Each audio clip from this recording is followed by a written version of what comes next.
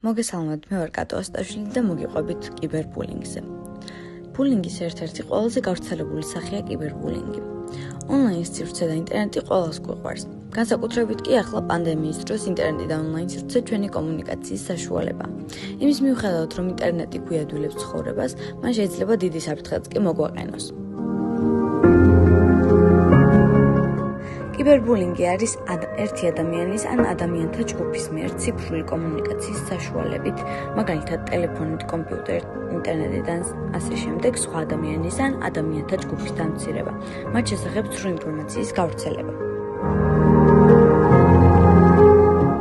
მოზარდი შესაძლოა კიბერბულინგის მსხვერპლია თუ ის ქმედებებში მოულოდნელი უჩვეულო ცვლილებებია.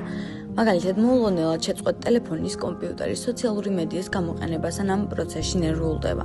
მესიჯის, ჩეთის, სოციალური მედიის გამოყენების ან თამაშის შემდეგ გავლენის გაბრაზებას, იმედგაცრუებას.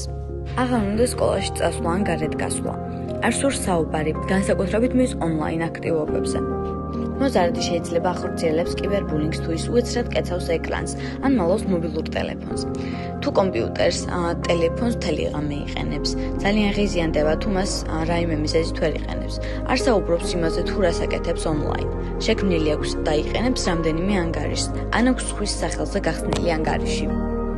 ყურადღებით მოეკიდეთ, ვის უმეგობრდებით ონლაინ და იმეგობროთ მხოლოდ ის ადამიანები, ვისაც პირადად იცნობთ და ენდობით.